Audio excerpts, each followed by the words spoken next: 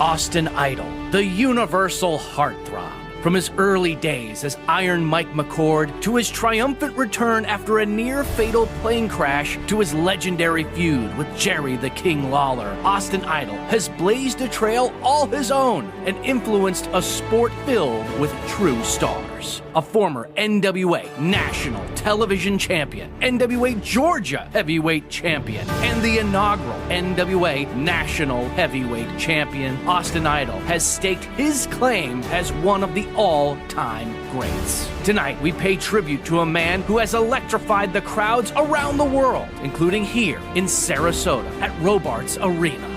A master of innovation, and head and shoulders above the rest, we acknowledge his unparalleled showmanship, which established a precedent that resonates to this modern era. Tonight, we celebrate his career, his legacy, and his impact on all of professional wrestling. This is the NWA, where history lives and where legends are forged.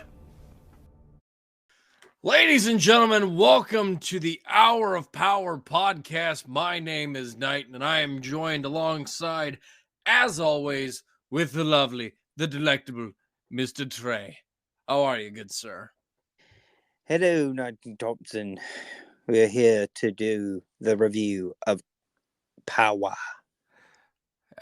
Yes, the review. Yeah, well, I mean, you've been drinking a little bit, haven't you? Yeah, it was trivia night, and the bartenders were loading me up with fucking doubles, and I wasn't realizing it till I was about 4 drinks in. That's how it always is. And well, I'm a lightweight, so when I was on my little mini vacation over New Year's Eve, I got drunk off like 1 drink.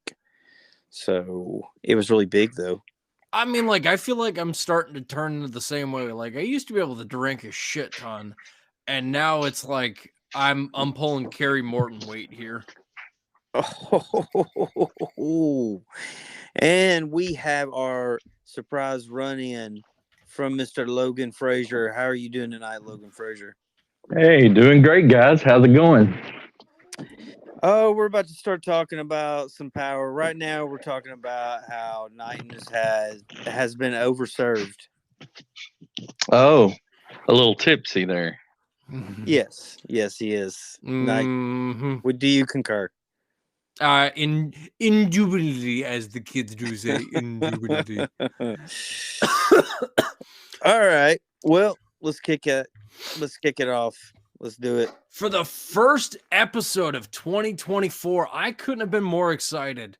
Intro talks about Austin Idol and a lot of his history, not only with the Florida territory, but the NWA as a whole. And fun fact, I did not know this until doing some of the trivia or looking up some trivia for last week. Austin Idol was the first ever NWA National Heavyweight Champion.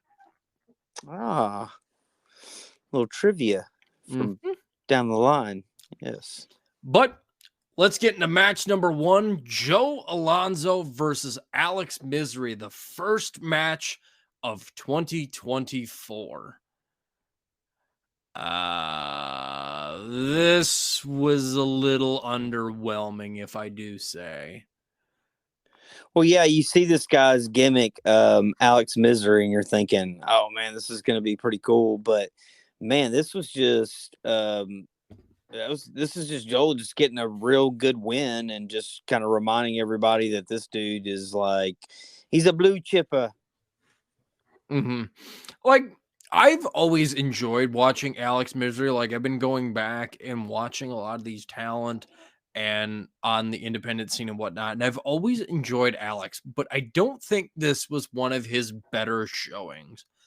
Joe Alonzo seemed to have a lot of control within this match. Like, Alex had a couple of spots where he had control, but it didn't lead to very much. Logan, what do you think about this match? I think this was kind of like a statement match. I think it was set up to really kind of make a statement for one or the other. And I think Alonzo really just took the reins and took off with them on it. Alex Misery just didn't seem to be putting in as much effort as I would have expected out of him. Mm-hmm. Yeah, I would concur.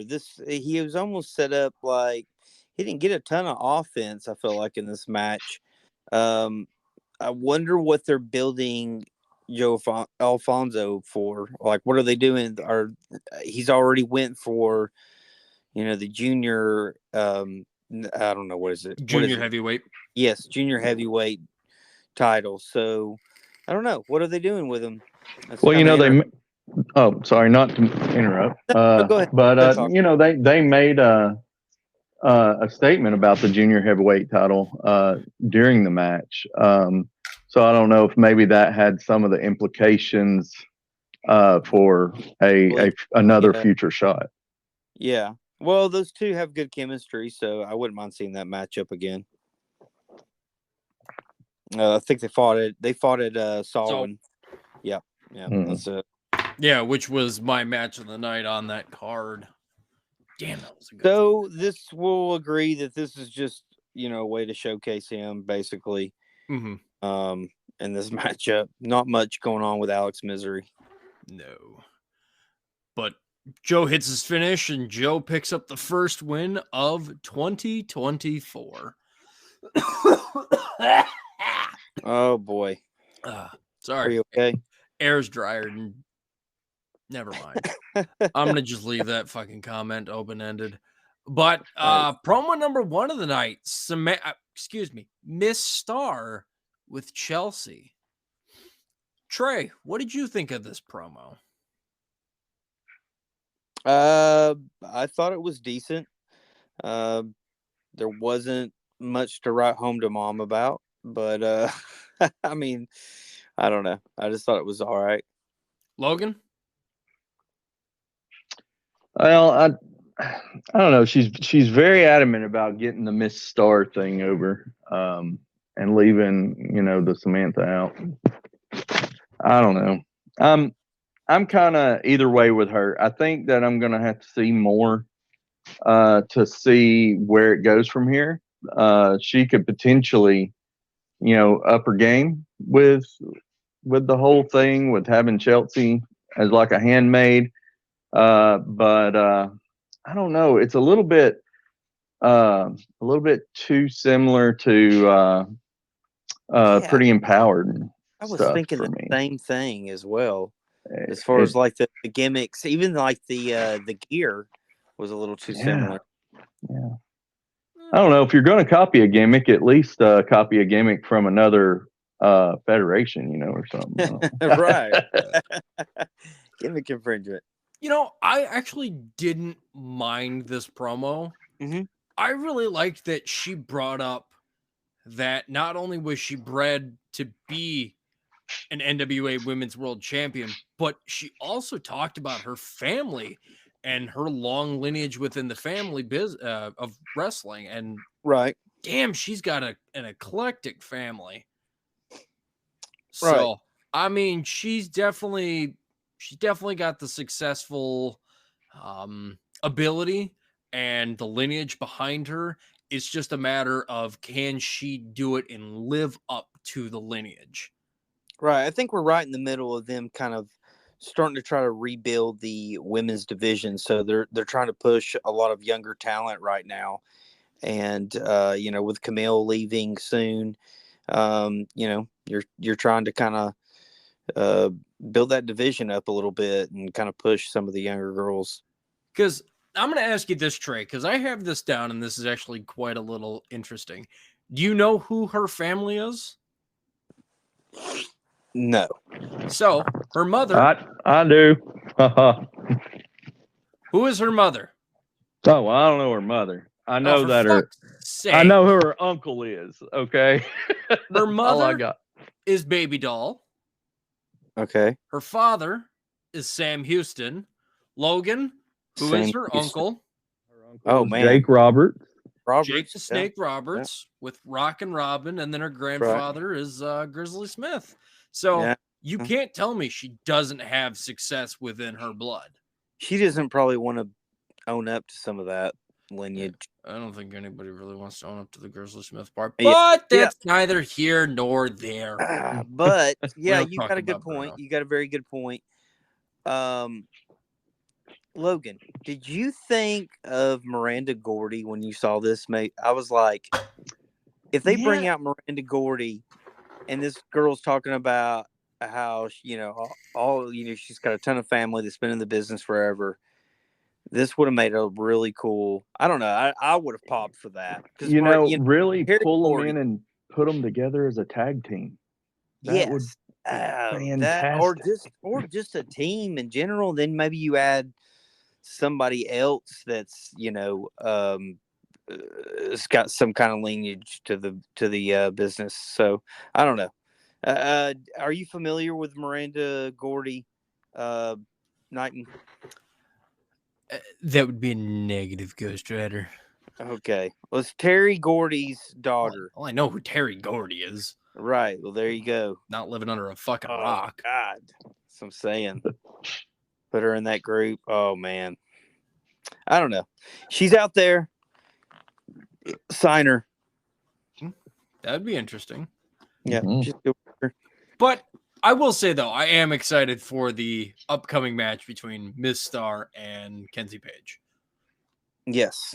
So that'll be a good match.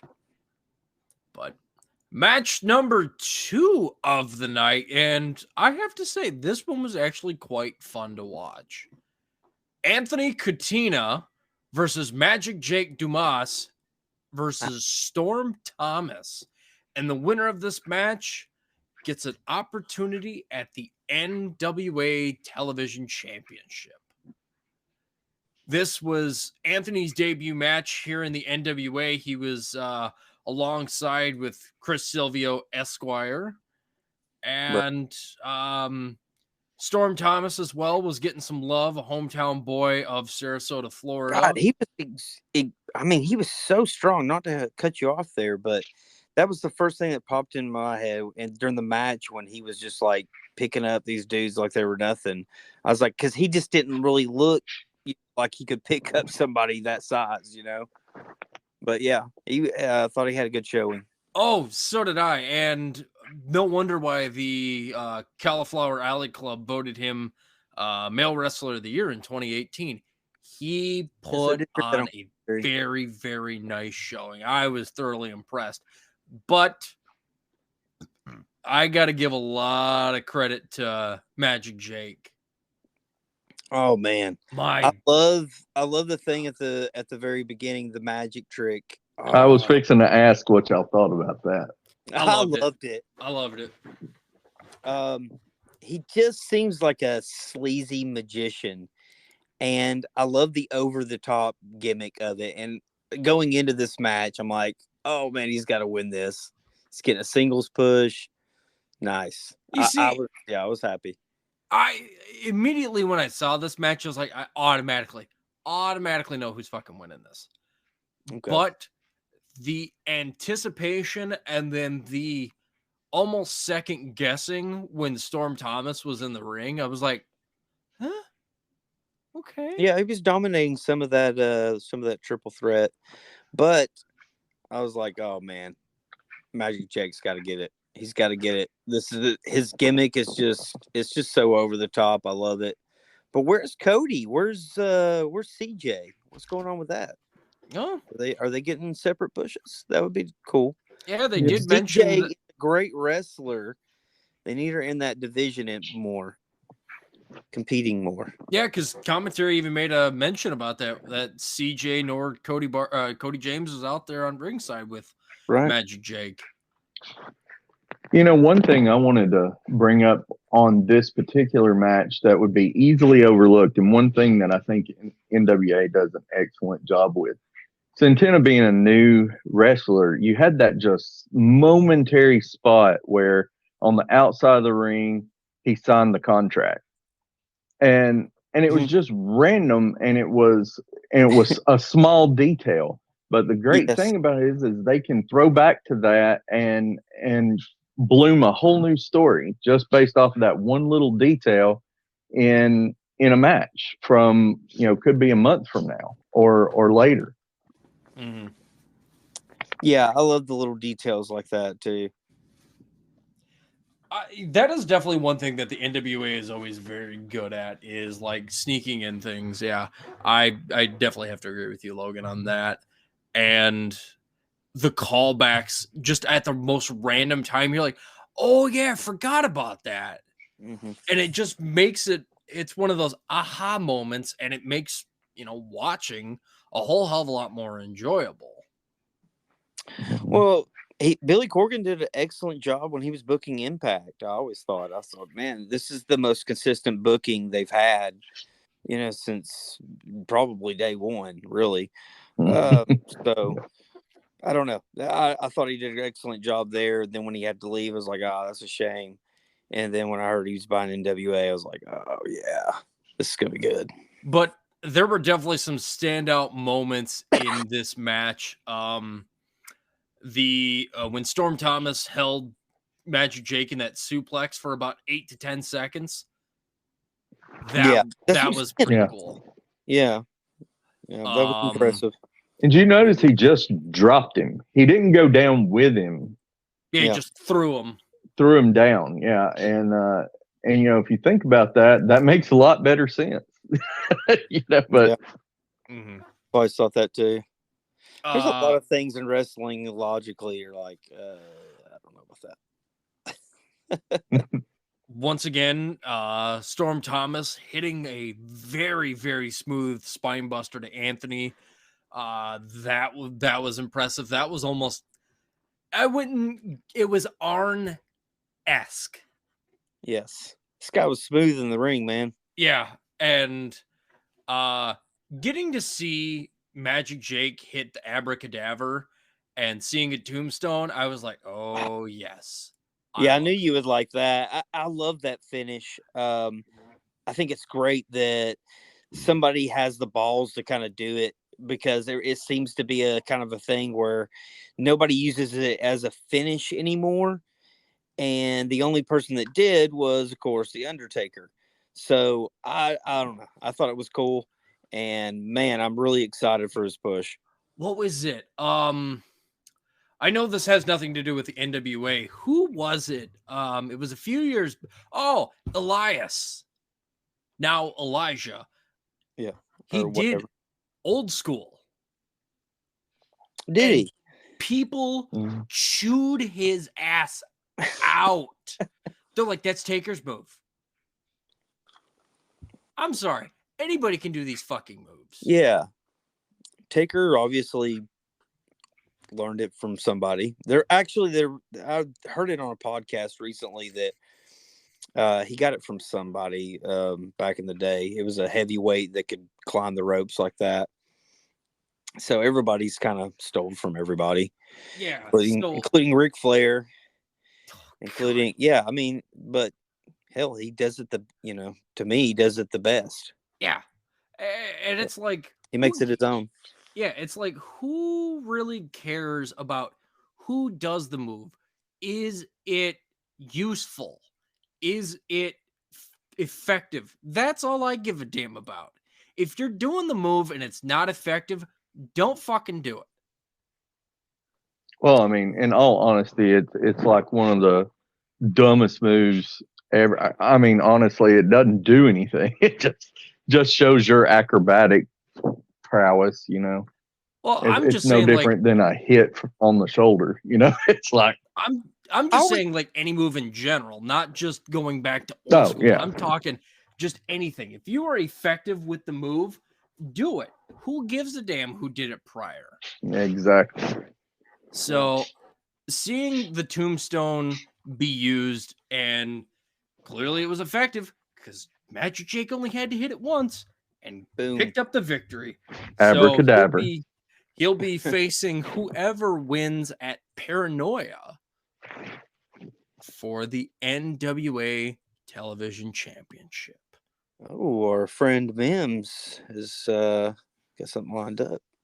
Well, maybe we can hope it is Mims, but that remains to be seen. We'll find out here well, the taping goes down in 9 days. And we got EC3 and Matt Cardona and the Ultimate Death Match. And then we got, oh my God, this one. The Southern Six and Knox and Murdoch. God, I cannot wait for that. Can't That's wait good. for them to smash Kerry Morton's face in. All right. You're about as bad as our old co-host and I'm Chris not trying to get a Adonis. fucking match with anybody. Jesus Christ. He's trying to get a fucking match with sexy Jesus over here, Chris Adonis. And you know what I mean? I don't know what that was all about. I still don't believe he's 7'2". Germans and their measurements. They're Yeah, in that's what I'm centimeters. saying. All right. We're gonna move on to the tribute to Austin Oh, this Idol. is great. This, oh my God, this was great. And it just reminded me why Austin Idol is not only a genius, but he's good at what he does. And that's why he's been doing it for 50 years. This was absolutely hilarious. But we had a surprise. Bobby Fulton comes out for the celebration of Austin Idol. And I do have to admit, there were some parts when Bobby Fulton was speaking that it was kind of hard to understand him.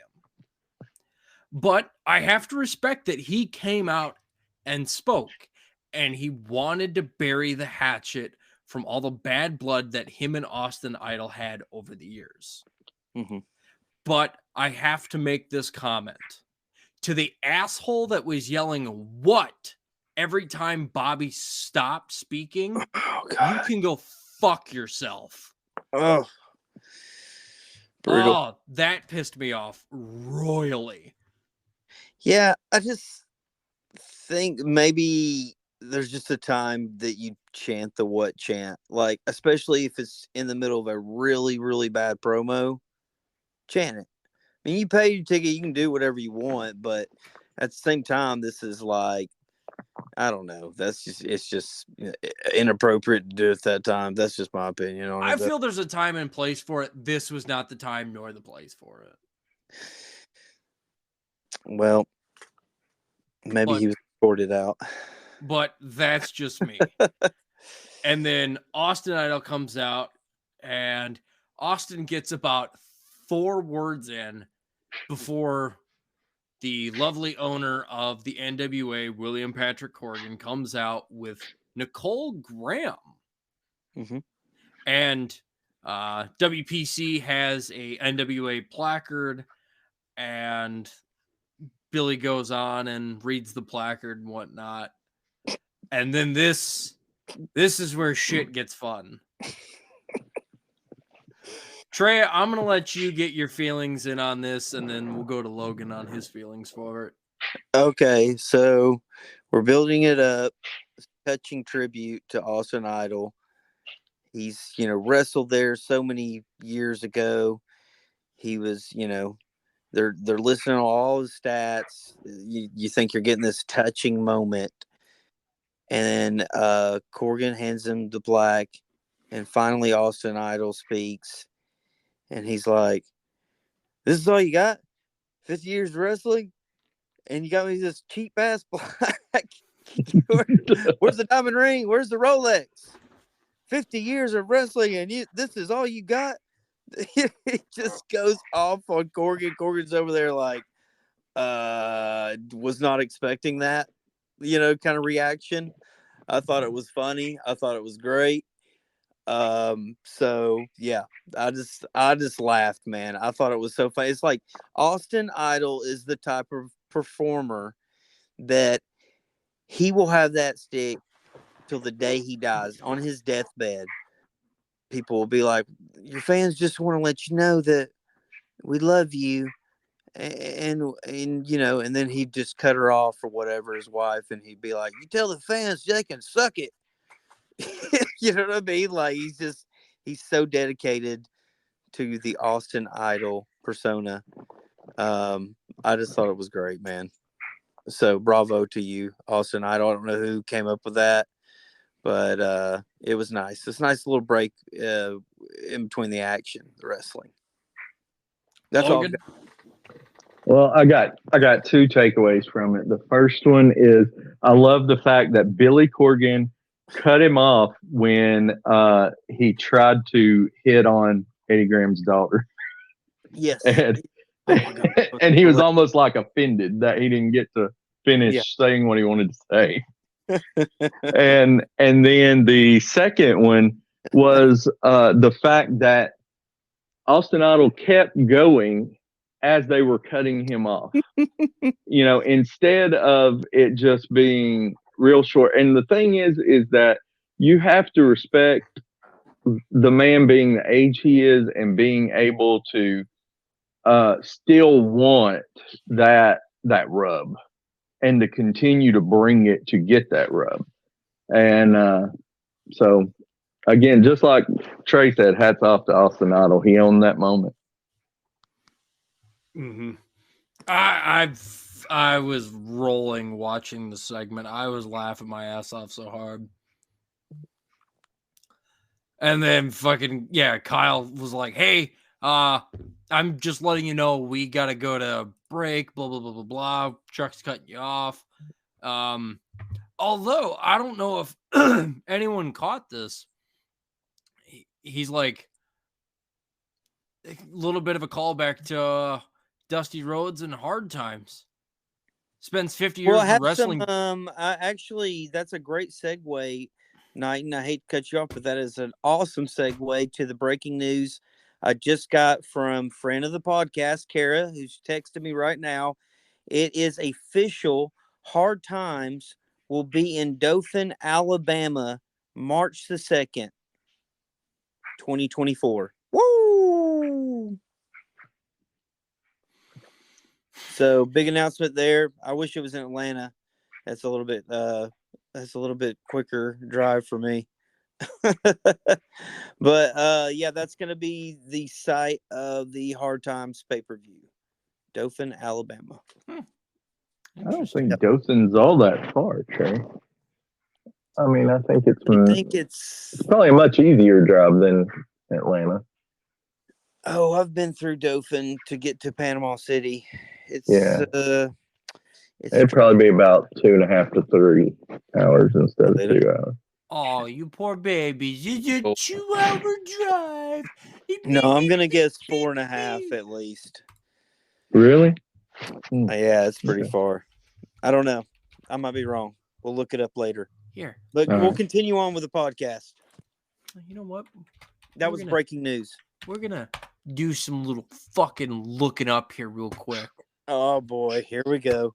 It's not our fault that you live in Wisconsin. It's a fucking 17-hour and 16-minute drive for me. Fuck both of you. And your little, it's a 4.5-hour drive. I want to do it. Respectfully, go fuck both of yourselves. Oh, don't be like that. We could do a little podcast with you on the way down there and make you feel like you're a part of the show. Hey, just don't break your phone and your foot. Well, look. Eventually, there's going to be something big in Wisconsin. Yeah, there's got to be. The National Cheese Festival. Yeah, that's every year. Every year? That's every fucking day. They say this year is going to be a big wheel. Oh. Yeah. Oh, boy. All right. Fucking since I got cut off and I forgot where I was at on my train. It was breaking news. Kara was messaging me. It wasn't. I had to say it. Literally fucking announced it like an hour ago. We first announced it 38 minutes ago. Joe Galley posted on it. Killing us. Oh, well, whatever. Anywho, fuck it. I'm excited. We're doing this shit live. All right, let's go. Oh. Joining me at this time, Samantha Starr. Excuse me, Kyle. It's Miss Starr. Thank you. Miss Star, who next week will have the opportunity of a lifetime facing NWA World Women's Champion Kenzie Page. And knowing that your family, the lineage, the history, this is your opportunity to stand as a champion with your family. That's correct, Kyle. I am the business. I was bred for this. My mother, my father, 3 out of 4 of my grandparents, my uncle, my aunt. I am born to be NWA Women's Champion, and that's exactly what's going to happen with Kenzie Page next week. I do have one more question real quick. Are we ever getting an explanation of Chelsea? What is this? To shed a little light on the situation, Kyle, I am just so busy right now. I have phone calls to answer. I have errands to run. I have to be in the gym, and I just don't have time to ice my own cucumbers. So I just need somebody to be my assistant, to take care of those little menial tasks for me. So that's enough asking about what she's for. Thanks. Good luck next week. Thank you for your time. Promo number 2, Knox and Murdoch. Shot number 2.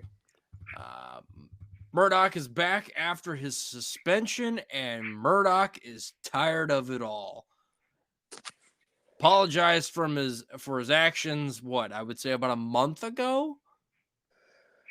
Yeah, it's been a little bit ago where he kind of attacked the referee and just kind of walked out on his match. Like, yeah, see you later. Or did, but I don't. Go ahead. And because of him being tired of it all and tired of everything that's going on, we're apparently getting a new side of Murdoch. A little bit more temperamental, a little less give a fuckish. I can tell you somebody who's still the same, and that's Knox, who's still a weirdo. Fucking lost his marbles back in 2006. Yes. Yep. And I feel sorry for Kerry Morton and Alex Taylor. Well, not only the Southern Six, but the Country Gentlemen, AJ and KC Kazana. Oh, that's right. They've got them next week. Ooh. Knox stated that fans of the Country Gentlemen should just probably look away or maybe go get some popcorn. That is going to be such a hard-hitting matchup. Damn. You know the phrase that Big E said, it's like 2 big meaty men bumping meat. Bumping meat, yeah. That's going to be Knock and Murdoch versus the Country Gentlemen. 2 big beefy men bumping meat. Yep. Concussions all around. Godzilla, King Kong shit. I'm looking forward to it. Yeah, so am I. I just think that something's going on with Murdoch in his head. I think the Country Gentlemen get the win here. I'm going to make a little bold prediction here because I think Murdoch is kind of going fucking nuts. And I don't know. Maybe he walks out on Knox. Maybe he attacks a referee. Like I said, something's going on with Trevor Murdoch. I don't know, but I'm gonna sit and wait with bated breath on what goes on in not only Murdoch's head, but I don't even want to fucking know what's going on in Knox's head. Well, yeah, he's always been mentally unstable. This is very true. This is very true. Well, maybe they get the win here because I want to see them face the Southern Six, please. Logan, what did you think of this promo? I don't know. I didn't. You kind of throw political angles in wrestling and stuff like that, and I go to wrestling to escape all that crap. I don't want that kind of stuff thrown in there. I saw that. Yeah, I did notice that in the promo, and I was like, dude, I almost held my breath for a split second. I was like, oh God, is he about to talk about his political beliefs? Well, on NWA. That guy that got really over in I guess you'd say country music, Anthony Oliver Anthony, I don't know which way it is. Did he not kind of remind you of that? Like he was trying to go for that a little bit? Possibly so. Well, yeah, I mean, like the poor man, almost like a Dusty Rhodes underlying thing. Yeah, but then he kind of dropped that and I don't know, he kind of dropped it quick because I was like, oh shit, is he about to like?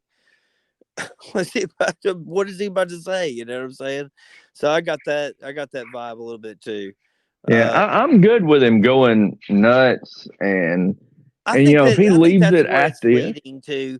But I mean, I don't- if yeah, he it's got leaves to it be as leading to that, that as because of the the result of the other match.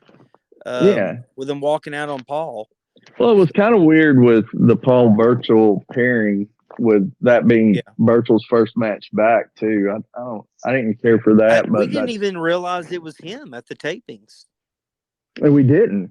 We No. didn't, because you can't hear a whole lot of the announcements at the No. taping.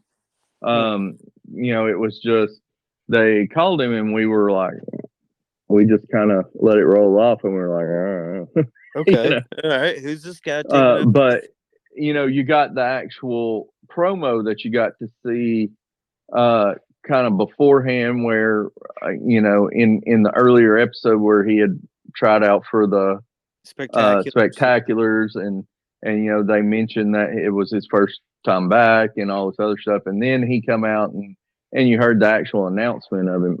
So that helped it along compared to being in the studio. But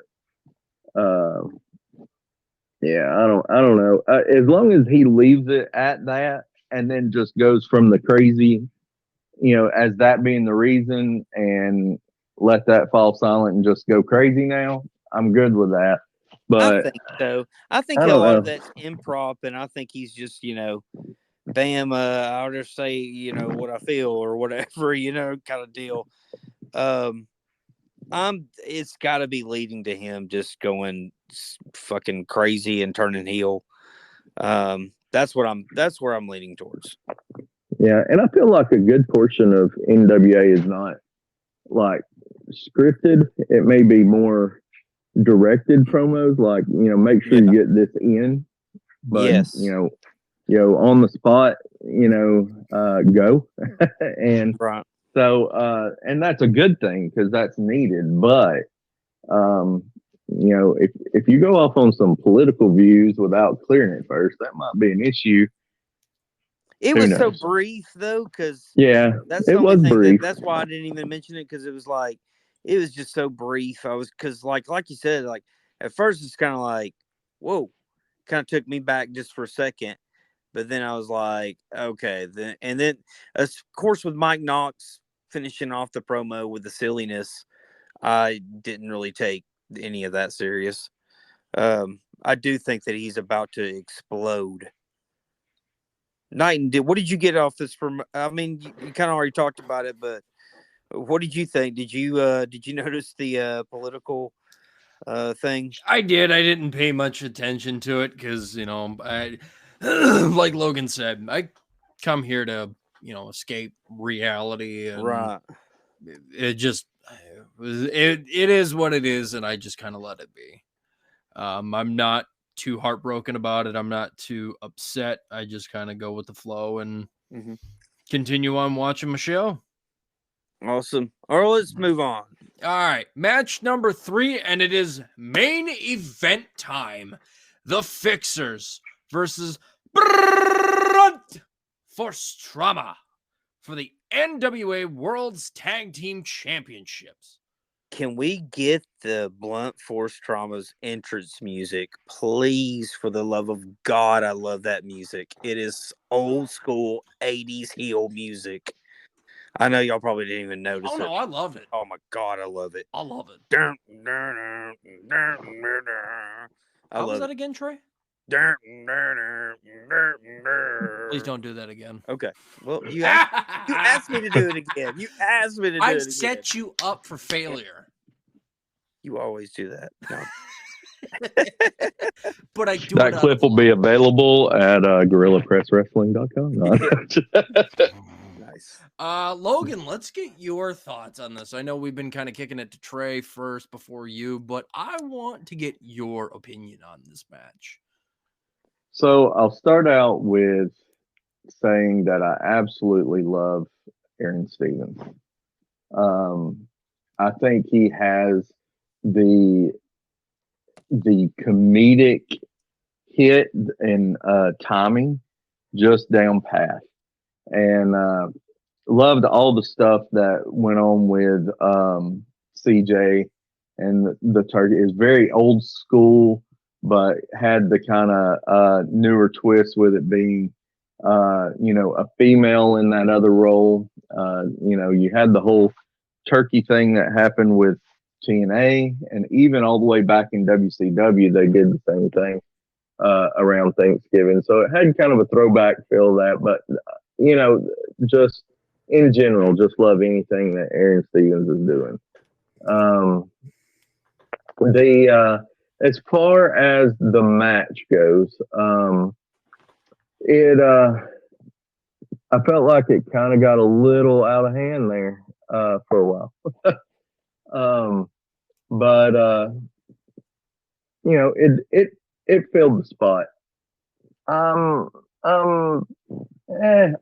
Where I love Aaron Stevens, I'm not huge on blunt force trauma as far as watching them.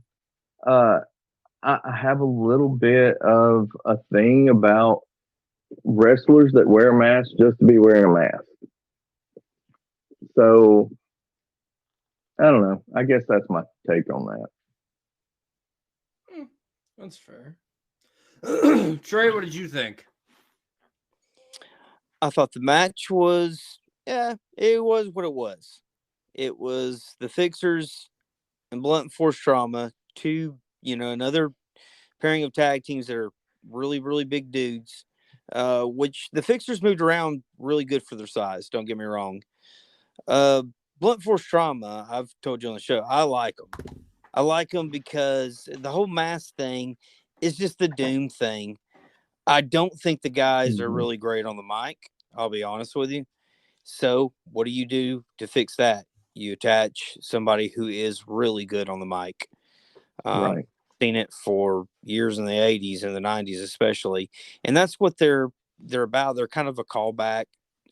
To me, Doom, I don't see how anybody else doesn't see Doom when they see these guys. Oh, 100%. And maybe they're. Oh, go ahead, Knighton. I was about to say, two big men wearing masks and all black. How could you not say that's not Doom? But it works.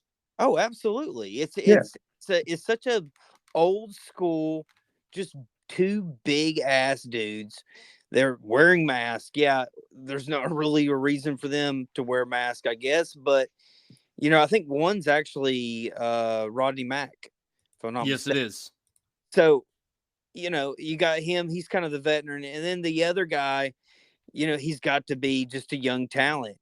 And maybe down the line you have something that reveals them and they get their own personalities. I don't know how far down the line they're booking, but I just I've said it on the podcast a million times. People are probably getting really fucking sick of it, but I want to see Aaron Stevens back in the ring, please, for the love of God.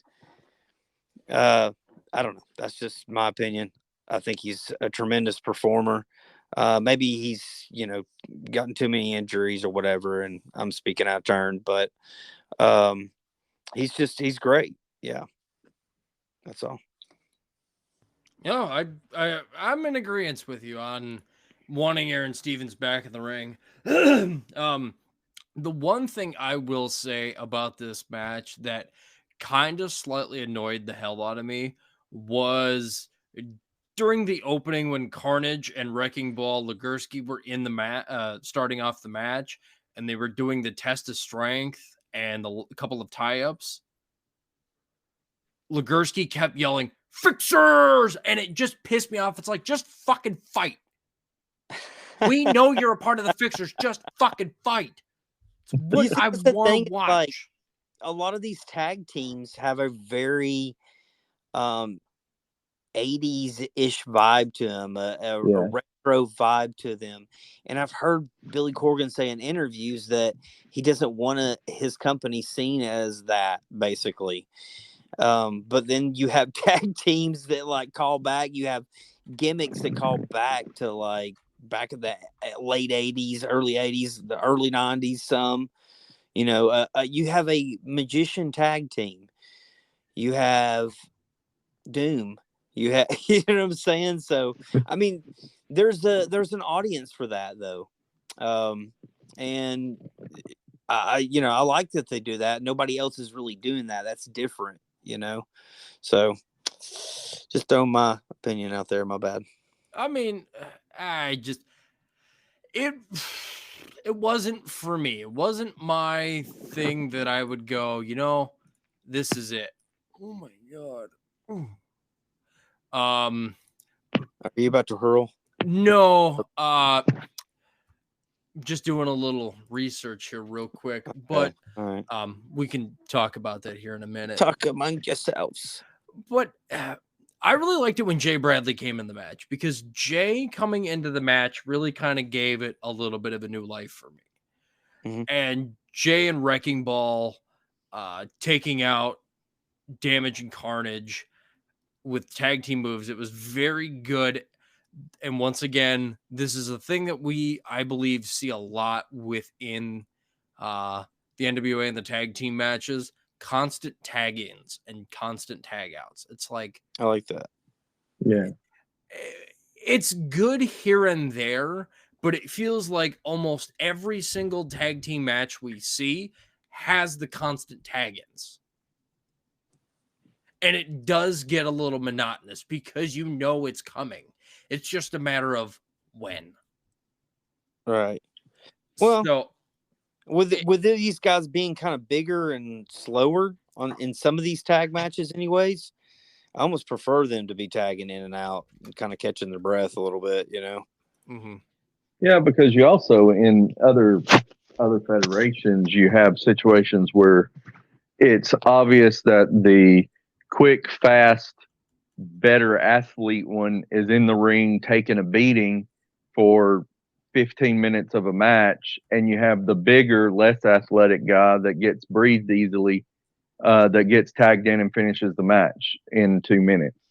And I hate that because it's so predictable as what's going on behind the scenes in the situation. And, so yeah, it can get monotonous if it's tag after tag after tag. Yeah. But at the same time, at least, it has you questioning who the better athlete in the tag team is too. So I don't know. I would agree. So yeah, that was the main event. Blunt Force Trauma getting the win, of course. But I will say this. I liked the ending with Aaron Stevens getting involved, distracting Jay Bradley, which gave Damage a little bit of time to breathe, and then Carnage hitting that massive drop kick. I know that's I had that in my notes. Is that I'm sorry, for a big man, he shouldn't be doing a drop kick like that. When is the last time you saw somebody pinned off a drop kick? I was like, holy crap, he was just pinned with a drop kick. Yeah, but it was a good drop kick. Don't get me wrong. I mean, he landed it, but I was like, wow, that's pretty freaking retro. That's pretty old school. Yeah, I was like, whoa, hey, that was impressive. What do you think, Logan? Did he get? I mean, did he get? Was that impressive? At least the drop kick. It was, especially from a big guy. When you're getting little guys doing drop kicks one right after the other, not a big deal. They're not even dropping the people from it. They're kind of taking a step back afterwards. But you get a big dude that's doing that drop kick. You got to think back to a time when, like for example, it was believable that Shawn Michaels was kicking somebody in the face and pinning them every time. Or the big boot. Yeah, the big boot, exactly. Leg drop. Or clothesline from hell. A clothesline and you're pinning. I don't know. That JBL clothesline from hell looked brutal to take. God. So I mean, maybe that's the thing. It's a specific drop kick from a big guy, and that's enough to finish them. The thing is you got to, if you're gonna close with that, you really need some kind. Aaron Stevens is gonna have to talk about it, and he's gonna have to, build it up, give it a name, something. Well, of course, he got involved in the match. He gets involved in every match, and it makes the match better. But Always. yes, we're all big fans of Aaron Stevens on here. I think we can all agree on that one. Correct? Absolutely. Yes, sir. Okie dokie. All right, gentlemen.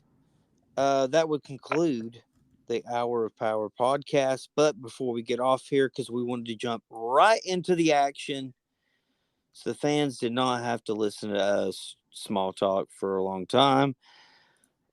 Logan Frazier, let's talk about you for a minute, doing the run-in here on the podcast.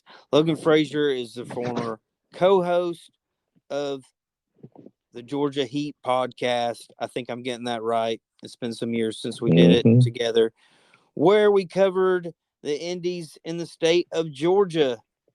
How are you doing, my friend, tonight? Doing good. So, yeah, I just wanted to give you a proper introduction. So you've done some podcasting in the past. Yes, sir. Much so. We've interviewed a couple or a few indie wrestlers. I ended up interviewing one guy who might still be in jail. I don't know. But that's a podcast for a different time. That is. Oh, okay. But yeah, man, it's good to have you on here. You went to the tapings with me. What did you take away from the tapings? It was interesting to be able to see exactly how they piece the shows together. Afterwards and everything. It gives a whole different perspective.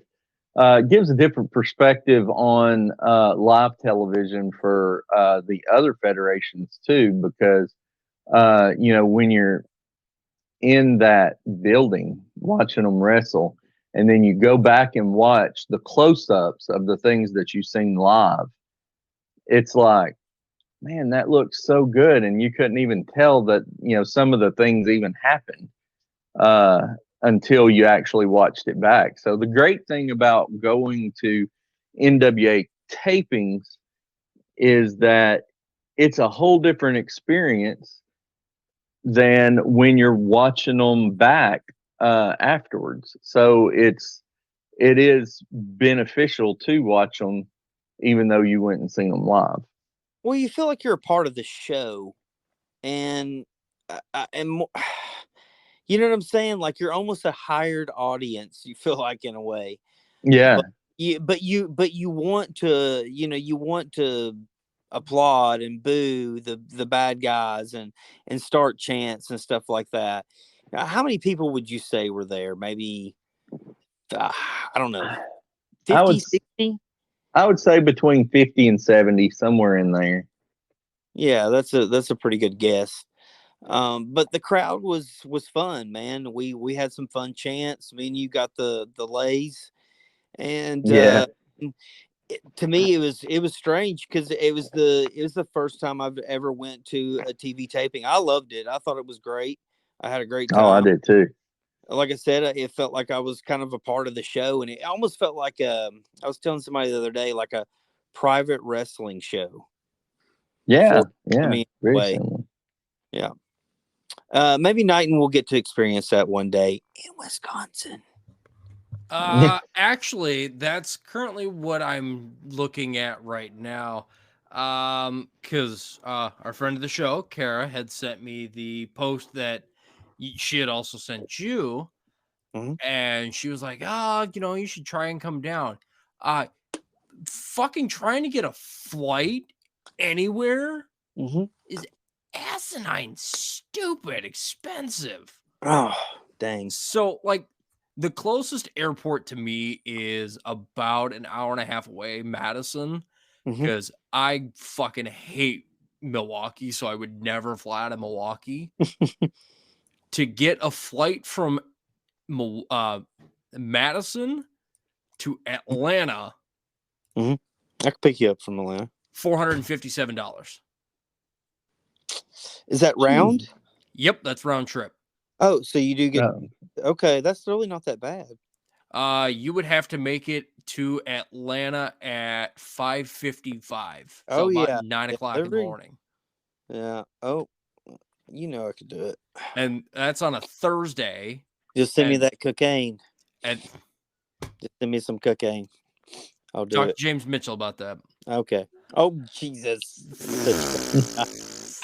Hey, he's into the herbal remedies. All right. you could all say. right. I'll pretend to like chihuahuas.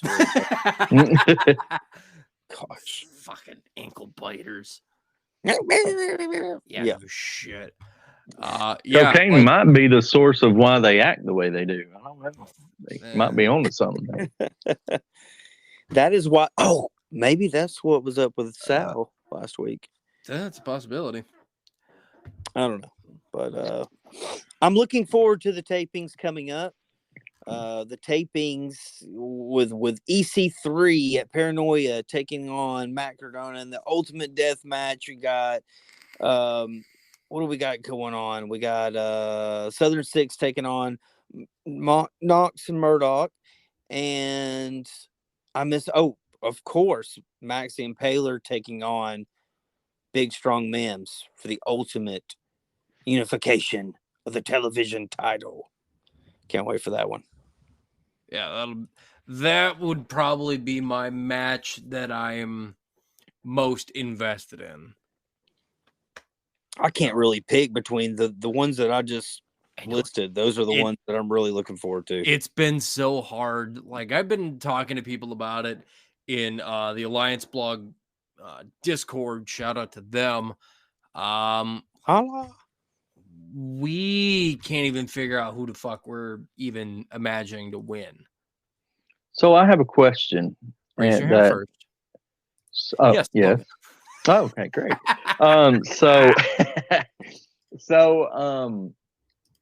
You've got Max, who's already got her 7 in. Yes. If she loses the title, does she still get, or does she have to actually relinquish the title to get that shot? She has to. They have to relinquish the title in order to get the shot. If they have the 7, from the way I was gathering and the way that they were talking, if Max were to lose against Mims, lucky 7 doesn't fucking matter. Mm-hmm. Wow. And Mims doesn't have his 7 in yet. Max can dominate that women's division and get a world heavyweight title shot with no problem. Oh, yeah. So, I mean, regardless of whether she has it or not, at this point, I mean, just by the numbers, well, it's funny. she's got a title shot. I feel like she comes out a winner, win, lose, or draw, because she basically said, okay, I've destroyed the women's division, and now you have to put me against a dude.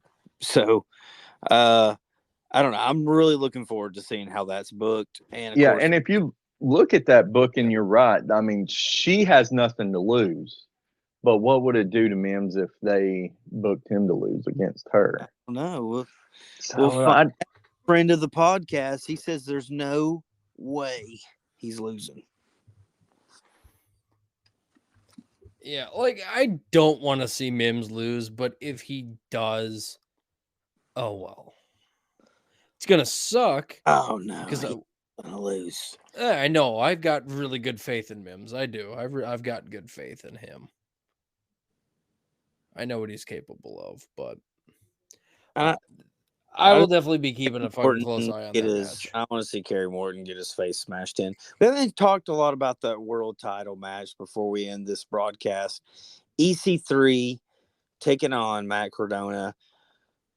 Who do you guys got? EC3. Logan? I think I got to go with EC3. So clean sweep, EC3, but I think this match is going to be it's going to be brutal.